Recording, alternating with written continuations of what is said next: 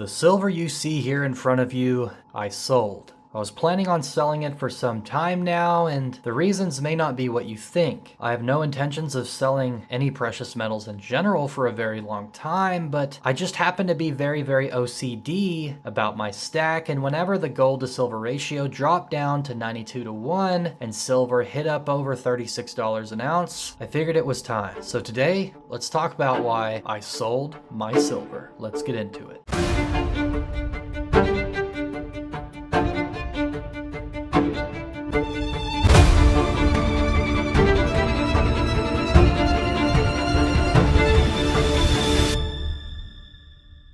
If you enjoyed this video, please like and subscribe as we push hard for 4,000 subs. Silver and gold is a long-term hold. Turns out I'm a poet and I didn't know it. I'm throwing out rhymes left and right. And in regards to selling, I felt it was time. My first several ounces of silver that I ever purchased were the Lunar Series by APMEX. They were perfectly fine rounds, and I enjoyed them for some time when I first purchased them. But as I developed as a stacker, I also figured out what my preferences were. Number one, I found the Lunar Series by Perth Mint, which is far superior in my opinion, and I decided to complete that series instead. And as I developed as a stacker, I realized that I really enjoyed maples. They are my favorite sovereign piece, and I love the low premiums of generic buffaloes, and I have a thing for low premium hexagonal 10-ounce bars, as you can see right here in front of you. I picked up the standard 10-ounce RCM bar that I feel has a place in just about everybody's stack, and once I did this, I kind of realized what I like to buy. Despite its liquidity and recognizability, I did avoid American Silver Eagles to a degree because of the higher premiums, and I stuck towards the lower premiums of the Canadian maple for my sovereign piece of choice, and I built a little bit of a quote-unquote collection of hexagonal bars inside of my stack. Here recently, I've developed a liking towards the Royal Canadian Mint Wildlife series, and if I can ever find a piece that is somewhat of a lower premium, I'll pick it up. But all the while, as my stack has developed and my portfolio has been established in silver, my Lunar Series rounds by APMEX kind of sat on the side. They didn't really have a place. I'm pretty organized in regards to my stacking, and I like everything to have its home, and I found myself leaving them in their tube for months on end without ever looking at them. I also had a couple of randomized rounds. I had a Dogecoin, Bitcoin, Alien, Merry Christmas round, and they just didn't fit anywhere in my stack. I really do appreciate uniformity in my stack, and I've asked the community how they like to stay organized, and some people are very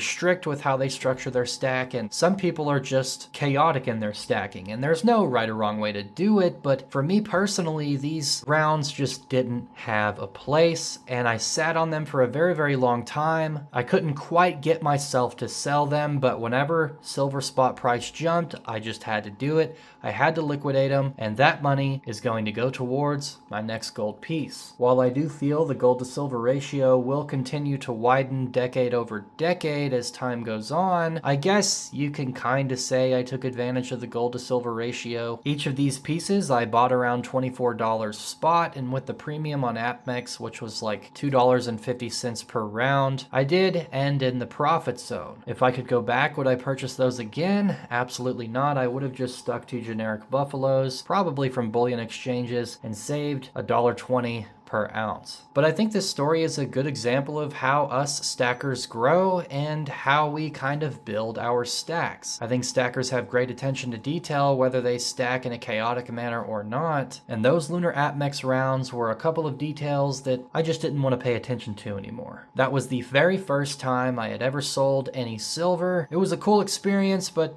I don't think I'm going to do it again. Not for a long time, at least. Ultimately, I didn't lose out on it, and the money that I preserved through these pieces and a little bit of profit on top of that will just go into another gold piece whenever I pick it up. And I'm curious to know if any other stackers out there have sold any silver lately. The gold to silver ratio dropped from its ridiculous 100 to 1 down to, I think, 91 to 1 there for a short amount of time. So my question for everyone else is, have you sold any silver? Did you take advantage of that small gap in the gold to silver ratio? And how do you feel about silver price as we move into the future. $36 an ounce seems like a hefty price tag versus what we paid a little over a year ago, but ultimately I think this stuff is going to $100 an ounce within a decade, or maybe even less time than that. So I guess the question is, do I regret purchasing those rounds to begin with? Do I regret the somewhat higher premium that I had paid? And my honest answer to that question is no.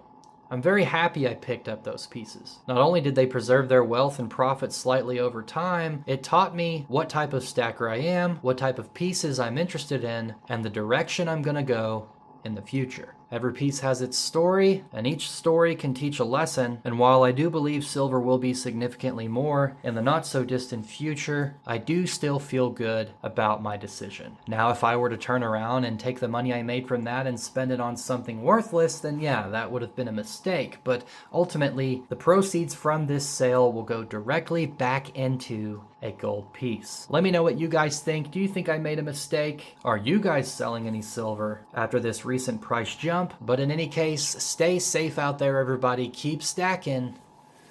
Peace.